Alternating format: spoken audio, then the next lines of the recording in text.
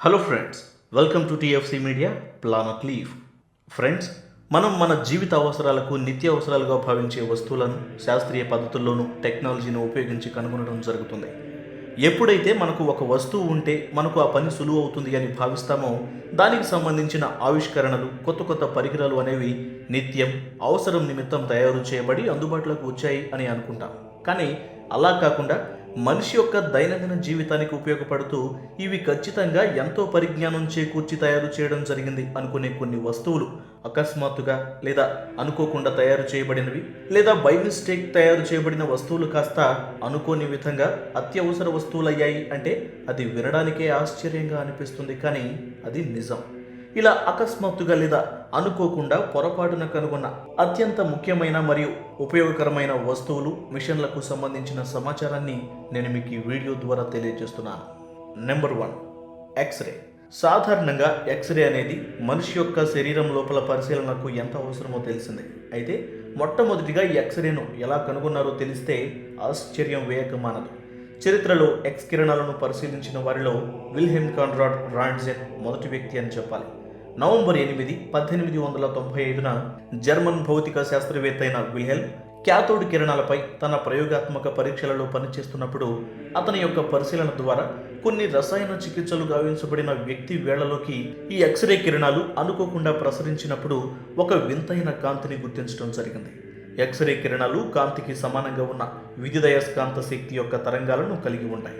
తద్వారా వారు తరంగ దైర్ఘ్యాలను 1000 రెట్లు తక్కువగా అమలు చేస్తూ వాటిని చర్మం మరియు కండరాలు వంటి మృదువైన పదార్థాల గుండా వెళ్ళి ఎముక లేదా లోహం వంటి గట్టి భాగాల వద్ద అంతర్గత ప్రసరణ ఆగిపోవడంతో శరీరంలో ఎముకలు మాత్రమే అత్యంత బలమైన గట్టి భాగాలు కాబట్టి వాటి యొక్క పూర్తి నిర్మాణాన్ని ఎక్స్రే కిరణాలు తెలియజేస్తున్నాయి. అయితే ఈ ఎక్స్రే కిరణాల యొక్క ప్రభావం శరీరాన్ని కాంతి విహీనంగా పాడు చేసే విధంగా హాని కలిగిస్తాయని గమనించడం జరిగింది. 1904లో థామస్ ఎడిసన్తో ఎక్స్రే కిరణాల గురించి పనిచేసిన శాస్త్రవేత్త క్లారెన్స్ డాలీ ఈ కిరణాల బారిన పడి చర్మ క్యాన్సర్తో మరణించడంతో ఎక్స్రేలో ఉన్న దుష్ప్రభావాలను అరికట్టి వాటి ద్వారా శరీర అంతర్గత విషయాలను తెలుసుకునేందుకు గాను పరిశీలించేందుకు ఇప్పటికీ విస్తృతంగా ఔషధం, భద్రత మరియు భౌతిక విశ్లేషణ రంగాల్లో ఉపయోగించడం జరుగుతుంది. అంటే మొత్తానికి అకస్మాత్తుగా ఒక వ్యక్తి మీద పడిన కిరణాలు కాస్త ఆ తర్వాత ఎక్స్రే కనుగొనడానికి కారణమయ్యాయన్నమాట. నెంబర్ 2, మైక్రో ఓవెన్స్. మీ కిచెన్లో ఉండే ఒక చిన్న బాక్సు మీకు కావలసిన ఆహారాన్ని సెకండ్లలో మీకు వేడివేడిగా అందిస్తుంది అంటే మైక్రో ఓవెన్లోనే. అంతటి వేగవంతమైన కుకింగ్ యంత్రంగా పేరు పొందింది ఓవెన్. మన వాళ్ళన్న మైక్రో ఓవెన్ను అరుదుగా ఉపయోగిస్తారు, కానీ అమెరికన్ వాసుల్లో సుమారు 90% మంది ప్రజలు వారి A to Z నిత్యావసర ఆహార పదార్థాల కోసం మైక్రో ఓవెన్ను ఉపయోగించి క్షణాల్లో వారి ఆహారాన్ని వండుతున్నారు. మరి ఇంతకు మైక్రో ఓవెన్ కనుగొనడం వెనుక ఉన్న ఆకస్మిక వాస్తవాన్ని తెలుసుకున్నట్లయితే 1946లో రేడియో సంస్థ కోసం పనిచేస్తున్న ఇంజనీర్ పెర్సీ స్పెన్సర్ ఒక రాడార్ వ్యవస్థలోని ప్రధాన భాగమైన మ్యాగ్నెట్రాన్లో పనిచేస్తుండగా అతని యొక్క చొక్కా జేబులో ఉన్న ఒక చాక్లెట్ బార్ వెళ్ళి మ్యాగ్నెట్రాన్ ప్లేట్ మీద పడటంతో దాని మీద ఉన్నటువంటి కిరణాల ప్రభావానికి చాక్లెట్ బార్ కాస్త పూర్తిగా కరిగి మెల్ట్ అయిపోతుంది. అది గమనించిన స్పెన్సర్ దాని స్థానంలో ఒక గుడ్డును ఉంచగా గుడ్డు మొత్తం పగిలిపోయి అక్కడ పరిసరాలలోకి ఎగిరిపడుతుంది. ఇక ఆ మ్యాగ్నెట్రాన్లోని సమతుల్యతను గమనించిన అతను కొన్ని మొక్కజొన్న విత్తనాలను ప్లేట్లు పెట్టి మ్యాగ్నెట్రాన్ ప్లేటుపై పెట్టగా అవి కాస్త పాప్ కారణంగా పేలిపోయి ల్యాబ్ మొత్తం చిందిపడటంతో ఆ రకంగా దేనినైనా ఫ్రై చేయగల కెపాసిటీని వాటిలో గుర్తించి దాని ద్వారా మైక్రోవేవ్ పూర్తి నిర్మాణం గావించడం జరిగింది. ఇలా ఇంజనీర్ పెర్సీ స్పెన్సర్ జేబులోని చాక్లెట్ మ్యాగ్నెట్రాన్ కెపాసిటీని తెలిపి మైక్రోవేవ్ నిర్మాణానికి బాటలు వేసిందన్నమాట. Number 3, matches. మనిషి నిప్పు అనే దాంతో పనిలేని పరిస్థితి నుంచి ఖచ్చితంగా ఈ నిప్పు అనేది మనిషి యొక్క దైనందిన జీవితంలో నిత్యావసరం అనే స్థాయికి వచ్చాడు. మానవ మనుగడ మొదలైనప్పుడు రాళ్లను రఫ్ఫాడించి మంటను పుట్టించిన మనిషి ఇప్పుడు ఒక అగ్గిపుల్లను కొంత రసాయన పూత కలిగించిన అగ్గిపెట్టె అంచును రాస్తూ దాని ద్వారా వచ్చే మంటను నిత్యావసరంగా వాడటం జరుగుతుంది.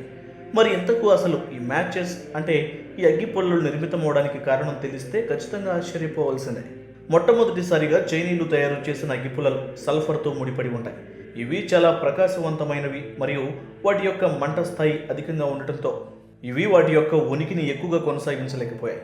ఈ క్రమంలోనే 1805లో జ్యూస్ ఛాన్సిల్ అనే ఒక పారిసియన్ స్వీయ రెగ్యులేటింగ్ అంటే సొంతంగా మండే స్వభావాన్ని కలిగిన అగ్గిపుల్లలకు ఆజ్యం పోసేందుకు ప్రయత్నించాడు. అందులో భాగంగా చక్కెర, రబ్బరు, పొటాషియం క్లోరైడ్ మరియు సల్ఫర్ పోతుతో చేసిన చెక్క పూసలు చేశాడు. అతను వాటిని మండించేందుకు గాను ఒక కార్బన్ ఆమ్ల ద్రావణంతో అతికించడం జరిగింది. ఈ ఆవిష్కరణతో క్లోరిన్ డయాక్సైడ్ గ్యాస్ యొక్క విషపూరిత మరియు అస్థిర మేఘాలు వెలువడటంతో అది సమస్యాత్మకంగా మారి అవి ప్రమాదకరమైనవిగా చేశాయి. అందువలన అవి కూడా పెద్దగా వర్కౌట్ కాలేదు. ఇక ఇంతమంది కలిసి అగ్గిపుల్లలు తయారు చేయాలనుకున్నప్పటికీ 1826లో జాన్ వాకర్ అనే ఆంగ్ల రసాయన శాస్త్రవేత్త అనుకోకుండా మొదటిసారి ఫ్రిక్షన్ మ్యాచెస్ అంటే అంటుకోవడం ద్వారా మంటను కలుగు చేసే అగ్గిపుల్లలకు ఆజ్యం పోయడం జరిగింది. తన ప్రయోగశాలలో పనిచేసేటప్పుడు ముందు పనిచేస్తున్న రసాయనాలు గ్లోబ్ ఎండబెట్టి మరియు తన స్టైల్ స్టిక్ ముగింపులో ఒక ముద్ద ఏర్పడిందని వాకర్ గమనించాడు. ఆ తర్వాత రసాయనాల మిశ్రమానికి సల్ఫర్ ఆధారిత సమ్మేళనాన్ని ఉపయోగించాడు మరియు ఫాస్ఫరస్తో కప్పే కఠినమైన కాగితాన్ని కలిపి వాటికి జత చేయడం జరిగింది. ఇక మంట రాజేయాలి అనుకున్నప్పుడు ఆ కాగితానికి ఉన్న పూతను సల్ఫర్ను కలిగి ఉన్న అగ్గిపుల్లతో అంటించి మంటను రాజేయడం ద్వారా అకస్మాత్తుగా సంభవించిన ఈ పరిణామంతో అగ్గిపుల్లలను కనిపెట్టడం జరిగింది. నెంబర్ 4, శాచురిన్.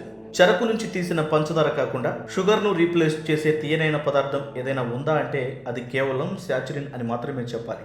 అయితే ఈ శాచురిన్ను అనుకోకుండా గుర్తించడం జరిగింది. 1878 చివరిలో లేదా ప్రారంభ 1879లో ప్రొఫెసర్ ఇరా రెమ్సెస్ బాల్టిమోర్, మేరీల్యాండ్లోని జాస్ హాప్కిన్స్ విశ్వవిద్యాలయంలో ఒక చిన్న ప్రయోగశాల నడుపుతున్నాడు.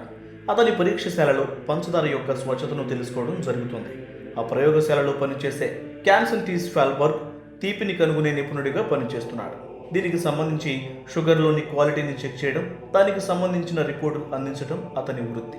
అయితే ఒకరోజు ల్యాబ్ నుంచి ఇంటికి వెళ్ళి డిన్నర్ చేస్తున్న సమయంలో అతను తింటున్నటువంటి ఆహారం కొంచెం తీయగా అనిపించింది. అయితే ఆ వంటలో ఎక్కడ తీపి కలవకుండా దానికి ఆ రుచి ఎలా వచ్చిందో ఆరా తీయగా ల్యాబ్లో పనిచేసి వచ్చాక అతని చేతికి అంటి ఉన్న ఒక రసాయన పొడి వలన ఆ తీయదనం కలిగిందని తెలిసింది.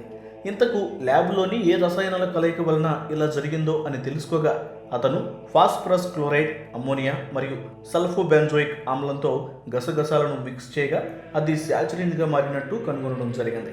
మొదట్లో ఇది కొన్ని హానికారక రసాయనాలు కలిగి ఉన్నప్పటికీ కొంతకాలానికి శుద్ధిగా ఉంచబడి ప్రత్యామ్నాయ షుగర్గా మారింది. Number 5, laughing gas.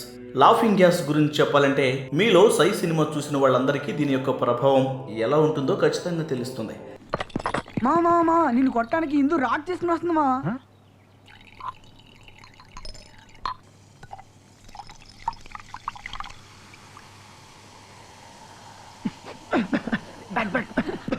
నన్ను చీట్ చేస్తావు కదా, చెప్తా. బ్యాక్. రే పృథ్వీ, అయిపోయావు. ఈ రోజు నువ్వు నా చేతిలో ఫినిష్. నన్ను ఫూల్ చేస్తావా? ఏరా అంత కిండల్గా ఉందారా నీకు?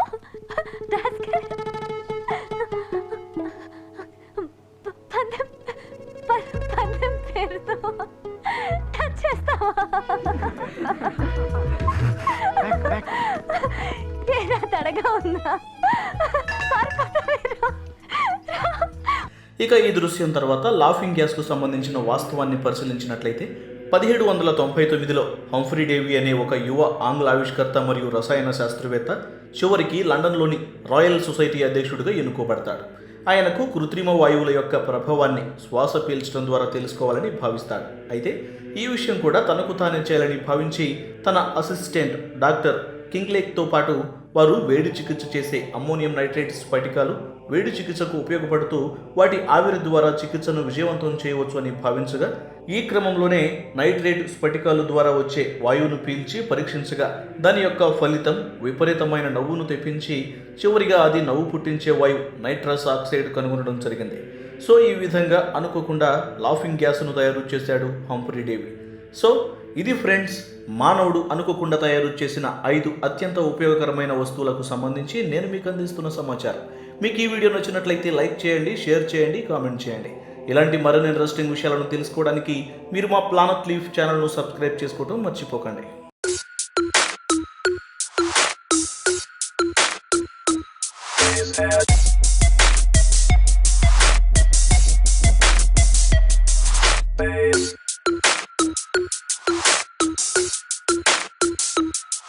Head.